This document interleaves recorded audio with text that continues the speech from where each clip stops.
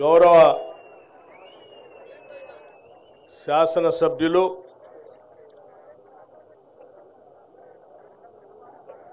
ఈ జిల్లాలోనే బహుశా చట్టసభల్లో సీనియర్ శాసనసభ్యులు అనుకుంటున్నాను నేను. రేవూరు ప్రకాష్ రెడ్డి గారికి, అట్లాగే గౌరవ పార్లమెంటు సభ్యురాలు డాక్టర్ కడియం కావ్య గారు, మేయర్ గుండు సుధారాణి గారు, శాసన మండలి సభ్యులు సోదరులు బసవరాజు సారయ్య గారు, శాసనసభ్యులు మిత్రులు రాజేందర్ రెడ్డి గారు, శాసనసభ్యులు మిత్రులు నాగరాజు గారు, మరో శాసనసభ్యులు మిత్రులు రామచంద్ర నాయక్ గారు, మాజీ పార్లమెంటు సభ్యులు ఫైనాన్స్ కమిషన్ చైర్మన్ అయినటువంటి సోదరులు సిరిసిల్ల రాజయ్య గారు, మాజీ మేయరు శ్రీమతి ఎర్రమల్లి స్వర్ణ గారు, శాసనసభ్యులు మురళీ నాయక్ గారు, మరో శాసనసభ్యులు గండ సత్యనారాయణ గారు, మిత్రులు దుమ్మాటి సాంబయ్య గారు, అట్లాగే కూడా చైర్మన్ ఎనగాల వెంకట్రామరెడ్డి గారు, అలాగే జిల్లా అధికారులు, మా ఎన్పిడిసిఎల్ సిఎండి వరుణ్ రెడ్డి గారు, జిల్లా కలెక్టర్ గారు సత్యశారద గారు, ఇంకా ఇతర ప్రతినిధులు, వేదిక మీద ఉన్నటువంటి ఇతర అధికారులు, ఈ కార్యక్రమానికి ఇచ్చేసినటువంటి ఇతర మాజీ శాసన మండలి సభ్యురాలు పుల్లా పద్మావతి గారు, రవల్లిరెడ్డి గారు, వివిధ గ్రామాల నుంచి ఈ కార్యక్రమానికి ఇక్కడికి విచ్చేసినటువంటి సోదర సోదరీమణులారా, నిజంగా మీ అందరికీ ముందుగా నా హృదయపూర్వకమైనటువంటి నమస్కారాలు తెలియజేస్తా ఉన్నాను. ఈరోజు పరకాల శాసనసభ నియోజకవర్గంలో విద్యుత్ శాఖ సంబంధించి 3 సబ్స్టేషన్లు దాదాపు 9 కోట్ల రూపాయలతో ఈరోజు మనం భూమి పూజ కార్యక్రమం చేసుకున్నాం. ఈ సబ్స్టేషన్ల గురించి చిన్న విషయం మీకు చెప్పాలి. రేవూరు ప్రకాష్ రెడ్డి గారు ఇప్పుడే రాజేందర్ రెడ్డి గారు చెప్పినట్టు ఈ నియోజకవర్గ సమస్యలపై నిత్యం కాగితాలు తీసుకొని వస్తూ ఉంటారు. ఏదో ఒక పని నియోజకవర్గ అభివృద్ధి కోసం గతంలో పనులు మొదలుపెట్టి ఆగిపోయినటువంటి వాటికి నిధుల కోసం, లేకపోతే కొత్తగా నియోజకవర్గ అభివృద్ధి చేయడం కోసం కావాల్సిన నిధుల కోసం, లేకపోతే ఈ మున్సిపాలిటీ అభివృద్ధి చేయడం కోసం కావాల్సిన నిధుల కోసం. నిజంగా కొత్తగా మొట్టమొదటిసారి ఎవరైనా శాసనసభ్యుడు అవుతారే, ఆ అయినటువంటి శాసనసభ్యుడు కొత్తగా మొట్టమొదటిసారి చాలా సంవత్సరాల తర్వాత ఎమ్మెల్యే కావాలి కావాలి కావాలని కోరుకున్నటువంటి వ్యక్తి మొదటిసారి శాసనసభ్యుడైతే కాగితాలు పట్టుకొని కార్యాలయాల చుట్టూ తిరుగుతూనే ఉంటాడు. అటువంటి ఉత్సాహం కొన్ని సంవత్సరాల తర్వాత, కొన్నిసార్లు గెలిచిన తర్వాత తగ్గుతూ ఉంటుంది. కానీ రేవూరు ప్రకాష్ రెడ్డి గారిలో మాత్రం ఏ సమంతా కూడా తగ్గలేదు. మొట్టమొదటిసారి శాసనసభ్యుడు అయినటువంటి వ్యక్తికి ఎంత ఉత్సాహం ఉంటుందో తన నియోజకవర్గాన్ని అభివృద్ధి చేయాలని, ఆ రకంగా ఆయన తిరుగుతూ ఉంటే నాకే అనిపిస్తూ ఉంటుంది. నిజంగా ప్రతి ప్రజాప్రతినిధి ఈ రకంగా ఆలోచన చేసి తన నియోజకవర్గ అభివృద్ధి కోసం పనిచేసుకుంటూ పోతే అసలు ఓటమి అనేది ఉండదని నేను ప్రగాఢంగా నమ్ముతా ఉన్నాను. అందుకు వారికి నేను ప్రత్యేకంగా అభినందనలు తెలియజేస్తూ ఈరోజు మనం చేసుకున్నటువంటి ఈ కార్యక్రమానికి సంబంధించి మీ అందరికి కూడా ఈ శాసనసభ నియోజకవర్గ ప్రజానికి అందరికి కూడా నేను అభినందనలు తెలియజేస్తూ ఉన్నాను. ఎందుకంటే ఈ నియోజకవర్గంలో భవిష్యత్తులో కరెంటుకు సంబంధించి ఎటువంటి సమస్యలు లేకుండా క్వాలిటీ పవర్ ఇవ్వటం కోసం పనికి వచ్చేటువంటి సబ్స్టేషన్లు ఈరోజు మనం భూమి పూజ చేసుకున్నాం. పనులు కూడా ముగించుకుని కొద్ది రోజుల్లోనే ప్రారంభోత్సవం కూడా చేసుకుంటాం. లేకపోతే నేను మీ అందరికీ చెప్పాలనుకునేటువంటి కొన్ని విషయాలు ఉన్నాయి. సరే, ఈ నియోజకవర్గానికి సంబంధించి స్థానికంగా కొన్ని అవసరాల గురించి మన ప్రకాష్ రెడ్డి గారు కొన్ని చెప్పారు. నాకు వచ్చేటప్పుడు మళ్ళీ కారులో కూడా మీకు చెప్పినని కూడా నాకు చెప్పారు. తప్పనిసరిగా వాటన్నిటినీ రాష్ట్ర ప్రభుత్వం పరిశీలన చేస్తుందని మాత్రం మీ అందరికీ నేను మాటిస్తూ ఉన్నాను. సరే, ఆ నిధుల్ని ఎక్కడి నుంచి సమకూరుస్తాం అనేటువంటి అంశం మాకు వదిలేస్తే తప్పనిసరిగా మీరు అనుకున్నటువంటి పనిని మాత్రం పూర్తి చేయడం కోసం నిధులను సమకూర్చే కార్యక్రమాన్ని రాష్ట్ర ప్రభుత్వం తప్పనిసరిగా ఆలోచన చేస్తుందని మీ అందరికీ నేను మాటిస్తూ కొన్ని విషయాలు మాత్రం మీ అందరితో మనసు విప్పి మాట్లాడాలనే ఈరోజు ఇక్కడికి వచ్చాను. నేను సబ్స్టేషన్ కార్యక్రమం సహజంగా చిన్నగా భూమి పూజ చేసుకొని చిన్న ప్రెస్మీట్ పెట్టుకొని వెళ్ళిపోవచ్చు. కానీ మేమందరం ఆలోచన చేశాం. మీ అందరి ఆశీస్సులతో అధికారంలోకి వచ్చినటువంటి ఇందిరమ్మ రాజ్యం ఈరోజు రాష్ట్ర ముఖ్యమంత్రి రేవంత్ రెడ్డి గారి నాయకత్వంలో ఉన్నటువంటి యావత్ కేబినెట్ మంత్రివర్గ సహచరులందరం, మా శాసనసభ్యులందరం ఆలోచన చేసి పెద్ద ఎత్తున రాష్ట్ర అభివృద్ధి కోసం గత సంవత్సర కాలంగా చేసినటువంటి కార్యక్రమాల్ని మనసు విప్పి మనకున్న సమస్యల్ని ఇబ్బందుల్ని మనం చేసినటువంటి పనులు కూడా మన ప్రజలతో మనం మాట్లాడుకోవాలా, ముచ్చటించుకోవాలని చెప్పి ఆలోచనతోనే ఈరోజు మీ మధ్యకు వచ్చాను. నేను మిత్రులారా, మీ అందరికీ కొన్ని విషయాలు చాలా స్పష్టంగా చెప్పాలి. అదేమిటంటే మన రాష్ట్రం కొట్లాడి మనం అందరం తెచ్చుకున్నాం. రాష్ట్రం వస్తే అందరికీ ఉద్యోగాలు వస్తాయని, రాష్ట్రం వస్తే అందరం ఆత్మగౌరవంతో బతకొచ్చని, రాష్ట్రం వస్తే నీటిపారుదల ప్రాజెక్టులు బ్రహ్మాండంగా వస్తాయని, రాష్ట్రం వస్తే ఈ దేశంలోనే అగ్రగామిగా ఎదిగే విధంగా మన రాష్ట్రం తయారవుతుందని, ఈ రాష్ట్రంలో మనందరం తలెత్తుకొని బతకొచ్చు అనేటువంటి ఆలోచనతోనే దశాబ్దాలు పోరాటం చేస్తే కాంగ్రెస్ పార్టీ ఆలోచన చేసి శ్రీమతి సోనియా గాంధీ గారు యూపీఏ చైర్పర్సన్గా ఉండి ఆనాడు మన్మోహన్ సింగ్ గారి నాయకత్వంలో తెలంగాణ రాష్ట్రాన్ని ఇవ్వటం జరిగింది. మీ అందరికీ తెలిసిందే. 10 సంవత్సరాలు మరి ఈ రాష్ట్రంలో అనేక వాగ్దానాలు చేశారు. వచ్చిన తెలంగాణలో ఉన్న ప్రజలందరినీ రకరకాల మాటలతో మోసపూరితమైనటువంటి ఆలోచనలతో డబల్ బెడ్రూమ్ ఇల్లు ఇస్తా అన్నారు, ఇంటికో ఉద్యోగం ఇస్తా అన్నారు, 3 ఎకరాల భూమి పంచుతా అన్నారు. అసలు తెలంగాణ రాష్ట్రాన్ని ఏం రాష్ట్రం, బంగారు తెలంగాణగా మారుస్తామని చెప్పారు. అసలు చెప్పనటువంటి మాటే లేదు. కానీ 10 సంవత్సరాలు చూసాం.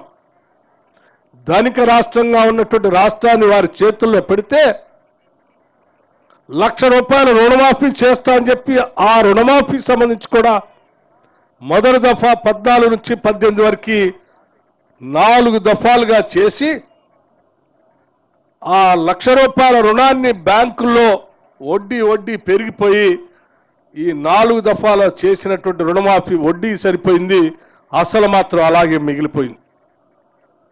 కేవలం ధనిక రాష్ట్రం చేతిలో పెడితే కేవలం ₹1,00,000 కూడా రుణమాఫీ చేయలేకపోయారు. రెండోసారి మళ్ళీ వచ్చారు అధికారంలో, మళ్ళీ ₹1,00,000 రుణమాఫీ చేస్తూ ఉన్నారు. 4 ఏళ్ళు అయిపోయింది. చివరి సంవత్సరంలో కొంత అరకొరగా ఏదో చేసినట్టు చేసి వదిలేశారు. అంటే 10 సంవత్సరాలలో కూడా 7 లక్షల కోట్ల రూపాయలు అప్పు చేసి కూడా ₹1,00,000 రుణమాఫీని కూడా చేయలేక చేతులు ఎత్తేసినటువంటి ప్రభుత్వాన్ని 10 సంవత్సరాలు మనం చూసాం. మరి ఈరోజు ధనిక రాష్ట్రం కాదు, 7 లక్షల కోట్ల పైబడి అప్పు, ప్రతి నెల దాదాపు 6,500 కోట్ల రూపాయలు అసలు వడ్డీకి అప్పు కట్టాల్సిన పరిస్థితి. ఇన్ని ఇబ్బందుల్లో కూడా మేము ఆలోచన చేశాం.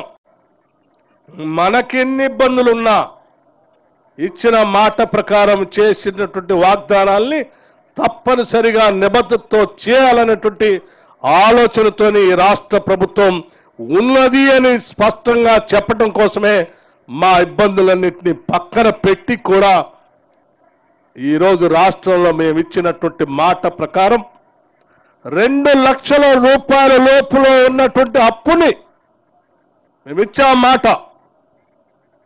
2 లక్షల రూపాయల లోపులో ఉన్నటువంటి ప్రతి రుణాన్ని మాఫీ చేస్తామని చెప్పాం. కేవలం 2-3 నెలల్లోనే 2 లక్షల లోపులో ఉన్నటువంటి రుణాన్ని సంపూర్ణంగా మాఫీ చేశాం. 2 లక్షల లోపులో ఉన్నటువంటి రుణాన్ని దాదాపు 22,000 కోట్ల రూపాయలు బ్యాంకుల్లో నేరుగా రైతుల ఖాతాల్లోకి నేరుగా పంపించి రుణాన్ని మాఫీ చేశాం. ఇది వాస్తవం. 2 లక్షల లోపులో ఎవరిదైనా ఏ కుటుంబానిదైనా ఎక్కడైనా మిగిలిపోయి ఉంటే బ్యాంకు ఖాతా నెంబర్ తప్పు వలనో ఆధార్ కార్డు నెంబర్ తప్పు వలనో ఆగిపోయి ఉంటే వాళ్ళకు కూడా సంపూర్ణంగా చేస్తామని చెప్పి మళ్ళీ ఇంటింటికి సర్వే చేపించి తెప్పించి మిగతా డబ్బులు కూడా వేశాం. ఇంకా ఇప్పుడు కూడా నేను చెప్తాను మిత్రులందరికీ, 2 లక్షల లోపులో 2 లక్షల వరకు ఏ కుటుంబానికైనా అప్పు ఉంటే మనం చేసిన స్కీమ్లో పొరపాటున ఎవరైనా సంఖ్య తరపునో లేకపోతే సమాచార లోపంలో ఆగిపోయి ఉంటే అటువంటి సమాచారాన్ని అందించండి. దాన్ని తప్పనిసరిగా మాఫీ చేసే కార్యక్రమానికి ఈ రాష్ట్ర ప్రభుత్వం కట్టుబడి ఉంది, చేస్తామని కూడా చాలా స్పష్టంగా చెప్పాం. అరే 1,00,000 రూపాయలు కూడా రుణమాఫీ చేయలేనటువంటి 10 సంవత్సరాలు అధిక బడ్జెట్తో ఉన్నటువంటి ఆనాటి ప్రభుత్వంలో ఉన్నటువంటి కేటీఆర్ లాంటి వాళ్ళు, హరీష్ రావు లాంటి వాళ్ళు, లేకపోతే ఎవరు పడితే వాళ్ళు అడ్డగోలుగా మాట్లాడుతూ ఉన్నారు. ఈ 10 నెలల్లో చూస్తూ ఉంటే కడుపు తరక్కిపోతుంది. ఏమయ్యా, నువ్వు ఇచ్చిన హామీలు ఒక్కడైనా చేసావా? ఒకరోజు కాదు, 2 రోజులు కాదు, 10 సంవత్సరాలు టైం ఇచ్చామే. అదే పట్టుమని సంవత్సరం కూడా పూర్తి కాలేదు. అయినా కానీ ఇన్ని ఇబ్బందులున్నా మేము చేసుకుంటూ పోతా ఉన్నాం. ఒక్కసారి ఆలోచన చేయండి మిత్రులారా. మీ అందరికీ నేను చెప్పేదల్లా ఒకటే, కొట్లాడి మనం ఉద్యోగాల కోసం తెచ్చుకున్న 10 సంవత్సరాలు గ్రూప్ 1 పరీక్ష, దానికి సంబంధించిన నోటిఫికేషన్ కానీ పరీక్షలు నిర్వహించడం కానీ చేయలేదు. 10 నెలలు కాకముందే మన ప్రభుత్వం గ్రూప్ 1 పరీక్ష నిర్వహించడమే కాదు, ఈ రాష్ట్రంలో 56,000 మంది నిరుద్యోగ యువతి యువకులకి ఉద్యోగాలు ఇచ్చాము. ఇది లెక్క బరాబర్గా ఉంది. పబ్లిక్ సర్వీస్ కమిషన్ ద్వారా నియామక పత్రాలు ఇచ్చినవి ఇంకా ప్రాసెస్లో ఉన్నాయి చాలా. అంతేకాదు, ఇచ్చిన మాట ప్రకారం ఈ రాష్ట్రంలో మహిళలను మహాలక్ష్మిలాగా చూస్తూ ప్రతి మహిళ ఈ రాష్ట్రంలో ఎక్కడి నుంచి ఎక్కడికైనా ఉచితంగా బస్సులో ప్రయాణం చేయొచ్చు అని చెప్పినటువంటి మాటని మేము అసెంబ్లీలో ప్రమాణ స్వీకారం చేసిన అరగంట లోపలనే బస్సుల్ని అసెంబ్లీలో తెప్పించుకొని ప్రారంభోత్సవం చేశాం. బయటికి పోతే ఆలస్యం అవుతుందేమని. రాజీవ్ ఆరోగ్యశ్రీ 5 లక్షల రూపాయల్లో ఉంటే పేదవాళ్ళు, బడుగు బలహీన వర్గాలకు సంబంధించిన మధ్యతరగతి కుటుంబాలు ఏ కార్పొరేట్ హాస్పిటల్కైనా పోయి వైద్యం చేయించుకోవడానికి 10 లక్షలు చేశాం. 500 రూపాయలకే గ్యాస్ సిలిండర్ ఇచ్చాం. 200 యూనిట్లు వాడుకునేటువంటి ప్రతి పేద కుటుంబానికి మార్చి 1వ తారీఖు నుంచి ఉచితంగా 0 బిల్లులు ఇచ్చాం. ఇది వాస్తవం. రాష్ట్ర వ్యాప్తంగా అమలు చేస్తున్నాం. ఈ రాష్ట్రంలో ఉన్నటువంటి వ్యవసాయదారులందరికీ ఉచిత విద్యుత్ ఇచ్చే కార్యక్రమంలో భాగంగా ప్రతి నెల దాదాపు 11 నుంచి 1200 కోట్ల రూపాయలు రాష్ట్ర ప్రభుత్వానికి కడతా ఉన్నాం. మొత్తంగా ఈరోజు రాష్ట్రంలో ఉన్నటువంటి రైతుల కోసం ఉచితంగా కరెంట్ ఇవ్వటే కాదు, రైతు కావలసినటువంటి సబ్సిడీ ఇస్తూ, వాళ్ళకి ఇన్సూరెన్స్ కడుతూ, పంట నష్టం జరిగితే పంట నష్టపరిహారం ఇస్తూ, ఇవాళ పండించిన ప్రతి గింజను కొంటూ చివరికి వరి ధాన్యానికి 500 రూపాయలు బోనస్ కూడా ఇస్తూ రాష్ట్రంలో రైతుల్ని ప్రోత్సహిస్తూ ఉన్నాం. ఈ చేసే కార్యక్రమాలన్నీ ప్రజల మధ్యకి వెళ్తూ ఉంటే అయ్యో మేము 10 ఏళ్ళు ఏమి చేయలేక వెనకబడిపోయినాం, మరి కాంగ్రెస్ ఇందిరమ్మ రాజ్యం వచ్చి 10 నెలలు ఇవన్నీ చేస్తూ ఉంది, ఏదో రకంగా వీళ్ళ మీద గుడ్డగాల్చి మీదేయాలని చెప్పి అడ్డగోలుగా మాట్లాడుతూ రైతు భరోసా ఇయ్యలేదు, ఇయ్యరు, దాన్ని ఎగ్గొడతారు, దీన్ని ఎగ్గొడతారు అని చెప్పి వారికి ఉన్నటువంటి పత్రికల్లో సోషల్ మీడియాలో అడ్డగోలుగా మాట్లాడుతూ ఉంటే బాధ అనిపించి ఈరోజు మీ అందరూ మనసు విప్పి మాట్లాడుతున్నాం. అరే ఇన్ని ఆర్థిక ఇబ్బందులున్నా మేము ఆలోచన చేశాం. ఎట్టి పరిస్థితుల్లో ఈ రాష్ట్రంలో వ్యవసాయానికి యోగ్యమైనటువంటి ప్రతి ఎకరాకి రైతు భరోసా ఎటువంటి షరతులు లేకుండా ఇవ్వాలని రాష్ట్ర మంత్రి మండలి నిర్ణయం తీసుకుని ప్రకటించాం.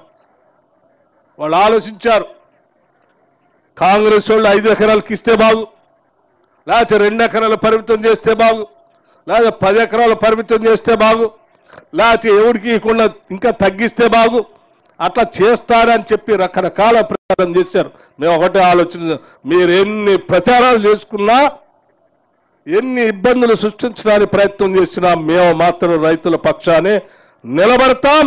పంట పండించడానికి ఇచ్చేటువంటి ప్రోత్సాహాన్ని ఎట్టి పరిస్థితుల ఆపం.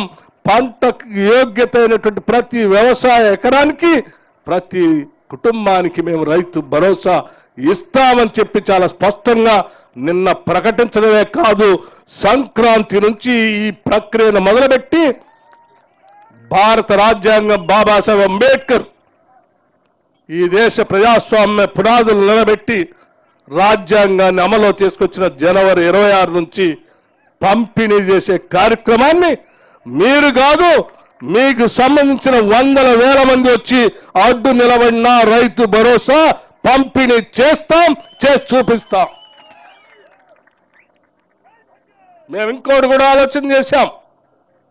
మిత్రులు చెప్పారు, నాతో పాటు చాలా మంది పాదయాత్రలో పాల్గొన్నారు. ఆదిలాబాద్ నుంచి ఖమ్మం వరకు ఈ జిల్లాలో పాదయాత్ర చేసినప్పుడు కూడా ఇక్కడ ఉన్న నాయకత్వం అంతా పెద్ద ఎత్తున నాతో నడిచారు. నడిచిన ప్రతి దగ్గర పేదవాళ్ళు, ఇల్లు లేనటువంటి వాళ్ళు, భూమి లేని నిరుపేద ప్రజలు కూడా అడిగారు, అయ్యా మాకు భూమి లేదు, మా గురించి కూడా ఆలోచన చేయండి, మాకు ఇల్లు ఇస్తా అన్నాడు ఈ దుర్మార్గుడు, ఇల్లు ఇవ్వకుండా 10 ఏళ్ళు ఇబ్బంది పెట్టారు, మీరు వచ్చింది మా రాజ్యాన్ని తీసుకొని రావాలి, మాకు ఇల్లు ఇవ్వాలంటే ఈరోజు చాలా స్పష్టంగా, ధైర్యంగా, గర్వంగా ఒక కాంగ్రెస్ పార్టీకి సంబంధించిన నాయకుడిగా మీ అందరి సమక్షంలో ప్రకటిస్తున్నాము. ఈరోజు ఇందిరమ్మ ఇళ్లని ప్రతి శాసనసభ నియోజకవర్గంలో 3,500 ఇళ్లకు తగ్గకుండా రాష్ట్ర వ్యాప్తంగా ప్రతి శాసనసభలో ఈ నియోజకవర్గంలో ఇంటికి 5 లక్షల రూపాయల లెక్క మొదలుపెట్టే కార్యక్రమం మొదలుపెట్టాం. అట్లాగే భూమి లేని వ్యవసాయ నిరుపేద కుటుంబాలకు, వ్యవసాయ కూలీలకు, వారిని కూడా వదిలిపెట్టకూడదు. వాళ్ళు మన బిడ్డలే, రెక్కాడితే డొక్కాడన్నటువంటి ప్రజానికం, వారికి కూడా సంవత్సరానికి 12,000 రూపాయలు ఇందిరమ్మ ఆత్మీయ భరోసా పేరు మీద 12,000 రూపాయలు సంవత్సరానికి వేసే కార్యక్రమం తీసుకున్నాం.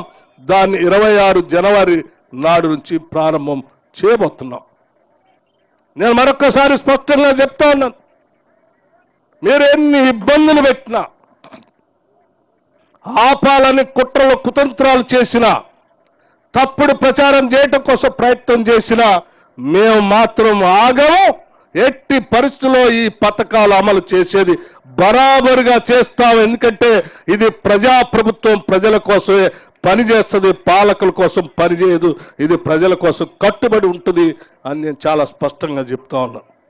మిత్రులారా, మీ అందరికీ నేను చెప్పేది ఒక్కటే, 22,000 కోట్ల రూపాయలు క్యాష్ నేరుగా రైతుల అకౌంట్లోకి ట్రాన్స్ఫర్ చేశాం మనం. చెప్పండి, గ్రామాల్లో 2 లక్షల రూపాయల రుణాలు ఎంతవరకు ఇచ్చిన మాట ప్రకారం చేశాం. మిగిలిన ఎవరైనా ఉంటే సమాచారం ఉండి చేస్తామని చెప్పండి ధైర్యంగా.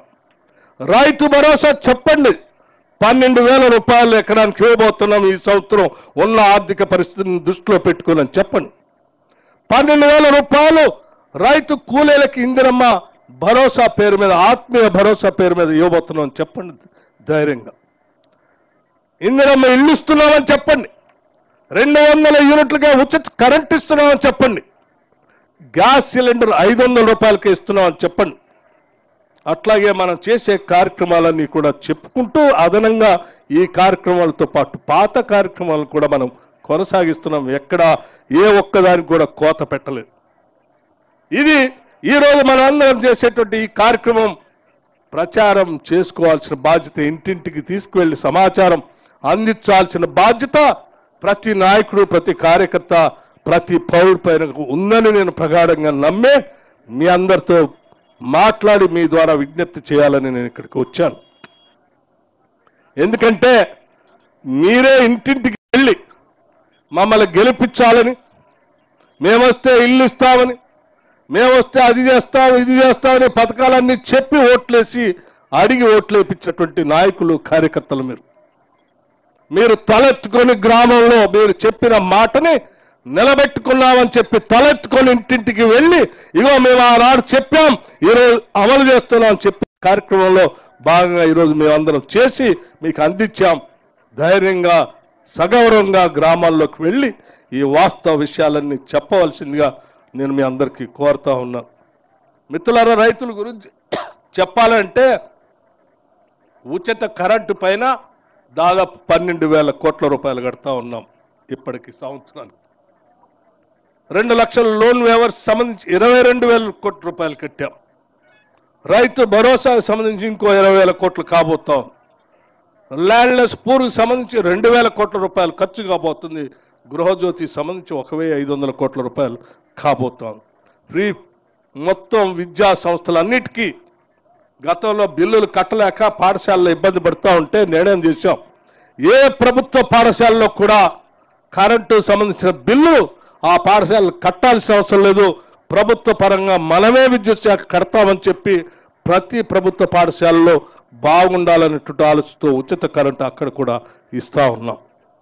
అంతేకాదు, ఇంకొక నూతనమైనటువంటి young India integrated residential schools అని ప్రపంచంతో పోటీ పడేటట్టుగా ఉండేటువంటి స్కూల్స్ని ఈ సంవత్సరం ప్రతి శాసనసభ నియోజకవర్గంలో ప్రారంభం చేయాలని, ఈ స్కూల్స్కి దాదాపు ఈ సంవత్సరమే ఒక 5,000 కోట్ల రూపాయల వరకు వెచ్చించి ఈ స్కూల్కి సంబంధించిన బిల్డింగ్లు కట్టాలని నిర్ణయం తీసుకొని ముందుకు పోతా ఉన్నాం.